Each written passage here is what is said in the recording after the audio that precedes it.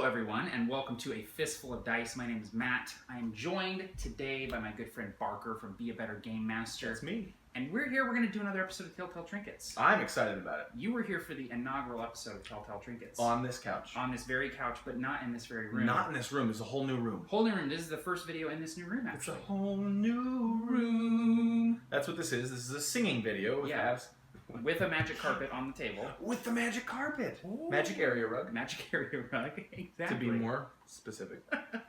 Telltale Trinkets is the show where we roll a random trinket on one of these amazing trinket tables from 5th edition Dungeons & Dragons, and we come up with some sort of inspirational lore about it. Yeah. A character, a location, some effect that the trinket has, something to get Story, mechanically, anything. Just something to get the creative juices flowing. So we're going to do that today, but instead of using the Player's Handbook trinket tables, we're going to be using some of the trinket tables that can be found in Stone Rift, our new supplement from Absolute Tabletop that you can get right now on absolutetabletop.com. Let's do it. Let's do it. Okay, so you have to explain this, though, because there are 2 trinket tables in Stone Rift. Yeah, there are 2 D20 trinket tables that you can roll when you create a dwarven character from Stone Rift. They're called Thunder Dwarves. They're a little bit different than your standard Mountain Dwarf. They have some different features and stuff like that.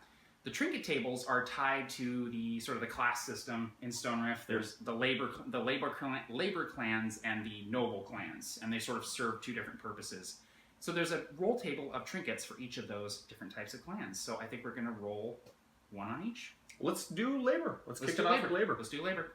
All right, so I get to roll, right? You get to roll. Woo! Roll it in the Fistful of Dice Wormwood Dice Tray. That is a 2. That is a 2. 2 is an intricately detailed stone ram figurine.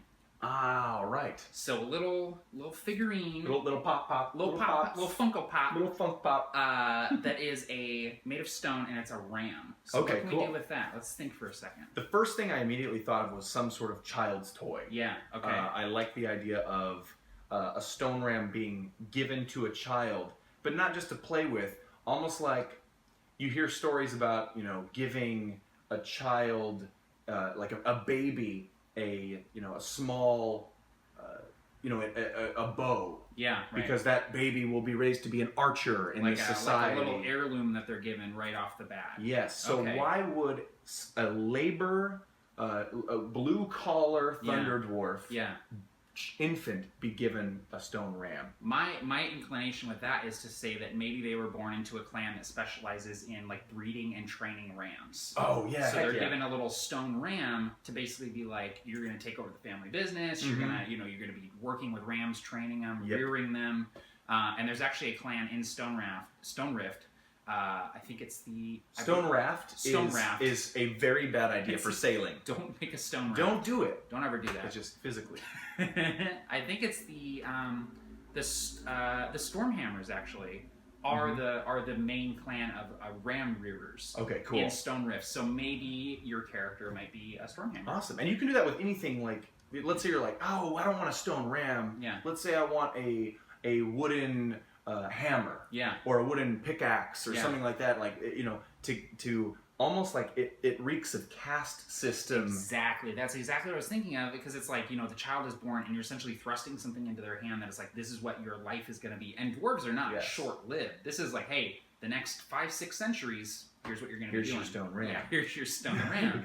Now, one of the other things I was thinking with this is one of my favorite characters is Dritz Do'Urden, Salvatore's Drow character. He has this stone panther that he carries around with him, and he can use it to summon his panther companion. Oh. So if you wanted to go something non-trinket, if you wanted to go something like actually mechanically usable, have it be a stone ram that you can turn into an actual ram or summon a ram to you. Durgan Blood Mountain in the Provokers had a ram that he could summon. Mm-hmm. And that would be almost like a genie's lamp. Yeah. You have the item, the phylactery, not really, but you have the item from whence this magic, this energy comes. Yeah. That's a really cool idea. Yeah, and in the Dungeon Master's Guide, there's actually some animal figurines that you can use to summon different animals. Oh, really? Yeah, there's like, you can summon a wolf, you can summon a bird, so maybe... I've never read any of those books. Yeah, well, I wouldn't assume that you had. Where am I? I don't do any of this. I'm not sure. Where's my horse?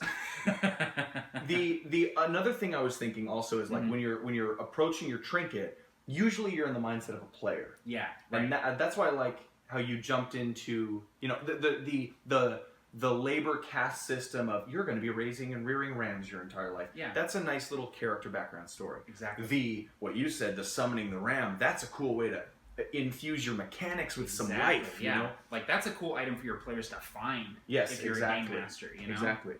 Now, one thing I love to do with trinkets is I love to be broody as heck with my trinkets. Okay, yeah. I like to really like, you know, if I'm gonna say that, you know, if I'm gonna have this stone ram, Yeah. it's a ram that I picked up that was the last remnant of a burning orphanage or something. Yeah, like, yeah. so let's come up with something a little dark and broody and dwarf emo is they have their beards go above their head and then down. They get highlights in them. They get red highlights in their beards. So the thing that I think of immediately when you mention that is, you know, there's this dwarven civil war that happens shortly after the Provokers campaign, and it's mentioned a lot in this book. It's called the Clash of Thunder. Yeah. And it's this big thing that happens because one of the kings gets executed for treason, and a lot of the labor clans are like, well, hang on, was he really treasonous, or did you just do that as a power grab? So this big civil war happens, and a lot of clans get wiped out during the civil war. What if this ram is like the last little piece of a clan that got completely wiped out in a battle at some point? Like there's nobody left. That's like it's their sigil or something. Yeah, and they just got totally wiped out. I love that idea. Or maybe it's like a chess piece or something, and that was like every sigil has been burned, every banner is burned, and all you have is this like one little game piece, little figurine to represent all of that. That's incredible. I love it. I like it. Well, cool. I think those are some good ideas that you can do with the Labor Clan heirloom trinkets. You should check back soon because we're going to be doing another video on the Noble Clan heirloom trinkets for Stone Rift, our new supplement over at AbsoluteTabletop.com. Check it out. So, I want to thank Barker for stopping by and doing another Telltale Trinkets with me. You are welcome. I am very welcome. You're most welcome. Thank you, sir. Make yourself at home. Is this where you cut it out? Is this where you're going to put the cut right now?